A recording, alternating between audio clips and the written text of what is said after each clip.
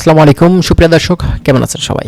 আশা করছি সকলেই ভালো আছেন। আজকের ভিডিওতে আমরা লাওস সম্পর্কে বেশ কিছু গুরুত্বপূর্ণ তথ্য আপনাদেরকে দেওয়ার চেষ্টা করব। বাংলাদেশ থেকে যারা সাধারণ কর্মী আছে, একেবারেই কাজ জানেন না, মানে অল্প খরচের ভিতরে ঢুকতে চাচ্ছেন, ঠিক আছে, তো তাদের জন্য লাওস দেশটি কিন্তু বেস্ট হবে।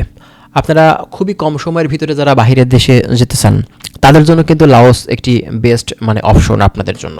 লাওস দেশটি কেমন, এই দেশটিতে মূলত কেমন ইনকাম করা যায়, এই দেশটিতে যেতে গেলে কেমন খরচ হয়, কেমন সময় লাগতে পারে, আজকে আমরা বিস্তারিত সকল বিষয় নিয়ে আমরা অল্প অল্প করে বেসিক ধারণা কিন্তু আপনাদেরকে দেওয়ার চেষ্টা করব। যারা লাওস সংক্রান্ত তথ্যগুলো জানতে চাচ্ছেন অবশ্যই আমাদের চ্যানেলটি সাবস্ক্রাইব করে রাখবেন। আমরা নেক্সট টাইমে চেষ্টা করব লাওস সংক্রান্ত আরও অনেক ধরনের তথ্য আপনাদের মাঝে শেয়ার করার। চলুন তাহলে কথা বেশি না বাড়িয়ে আমাদের মূল ভিডিওটি আমরা শুরু করি।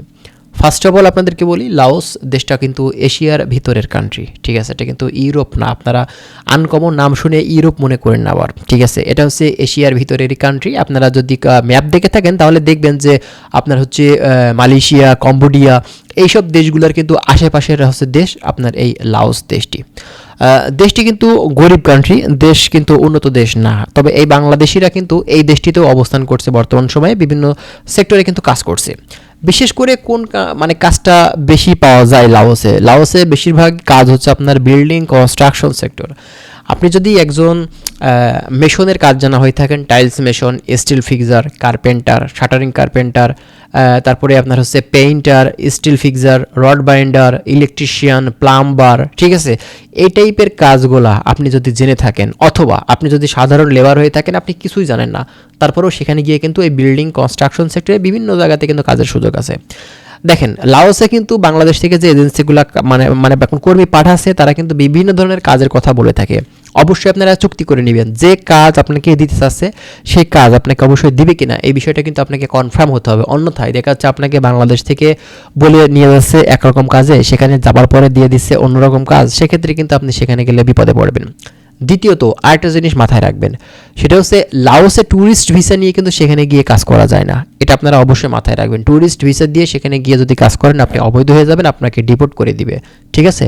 তাদের নিয়ম অনুযায়ী, সরকারি নিয়ম অনুযায়ী জেল জরিমানা যা হবে, আপনি যদি ধরা পড়ে থাকেন ট্যুরিস্ট ভিসা দিয়ে কাজ করে, সেক্ষেত্রে কিন্তু আপনার সেই শাস্তিটা কিন্তু আপনাকে নিতে হবে। এজন্য যারা লাওসে যাবেন, লাওস অন্যান্য কাজের ক্ষেত্রে অবশ্যই একটু সাবধান, এবং ট্যুরিস্ট ভিসা থেকে সাবধান, বিশেষ করে ট্যুরিস্ট ভিসা দিয়ে কাজের উদ্দেশ্যে যাওয়ার লোকদের, ঠিক আছে।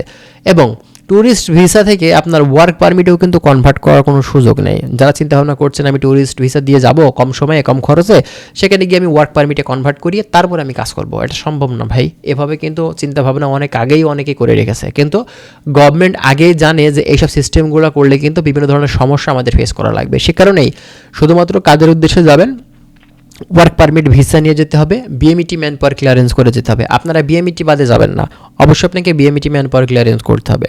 আপনাকে আপনার এজেন্সি যদি বলে থাকে যে আপনাকে কন্ট্রাক্টে পাঠাবে বিএমইটি বাদে, এক্ষেত্রে আপনি যাবেন না। অবশ্যই বিএমইটি ম্যান পাওয়ার ক্লিয়ারেন্স করে বাংলাদেশ থেকে আপনি ফ্লাই করবেন, আপনার জন্য সব থেকে বেটার হবে, ঠিক আছে।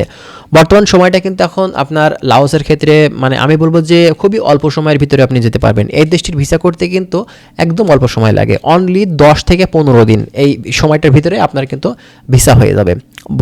খরচও কিন্তু বর্তমান সময়ে আপনার লাওসের ক্ষেত্রে কম, দেখা যাচ্ছে 3.5 থেকে 4 লক্ষ টাকার ভিতরে আপনি যেতে পারছেন। এখন আসেন কেমন ইনকাম করতে পারবেন এই দেশটিতে গেলে, আমরা আজকে ছোট ছোট করে বিষয়গুলা আপনাদেরকে জানানোর চেষ্টা করছি। আমরা পরবর্তীতে ভেঙে ভেঙে প্রত্যেকটা বিষয় নিয়ে কিন্তু আমরা কথা বলবো।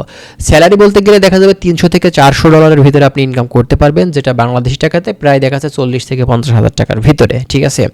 তো দেখা যায় যে আপনি 3 থেকে 4 লক্ষ টাকা খরচ করে যদি আপনার 50,000 টাকা স্যালারি হয়, তো এক্ষেত্রে খুব একটা খারাপ না। যাদের চিন্তা ভাবনা আছে 2025 সালে এখন ভাই দ্রুত সময়ে আপনি বিদেশ চলে যাবেন, বাংলাদেশে থাকতে চাচ্ছেন না, তাদের জন্য কিন্তু এই দেশটি হতে পারে। এবং অবশ্যই আপনারা মাথায় রাখবেন, বিল্ডিং কনস্ট্রাকশন কাজ ছাড়া কিন্তু অন্যান্য কাজ খুবই কম হয়ে থাকে, এটা একটু মাথায় রাখবেন, ঠিক আছে। অনেকেই যারা প্রবাসী আছে সেখানে লাওসে যারা থাকে, তারা কিন্তু অনেকেই বলে ভাই এখানে অন্য কোনো কাজ নেই বিল্ডিং কনস্ট্রাকশন কাজ ছাড়া। এই জন্য অন্য কাজের কথা যদি শুনে থাকেন তাহলে কিন্তু অবশ্যই সাবধান, এগ্রিমেন্ট চুক্তি ছাড়া কিন্তু কখনোই আপনারা লাওসে ঢুকবেন না, ঠিক আছে। আশা করছি বিষয়গুলো ক্লিয়ার হয়েছেন। যদি আরও বিস্তারিত আপনারা জানতে চান আপনারা কমেন্ট করতে পারেন, আমরা সেই সব বিষয়গুলো নিয়ে কিন্তু পুনরায় কথা বলবো। ভালো থাকবেন, আল্লাহ হাফেজ।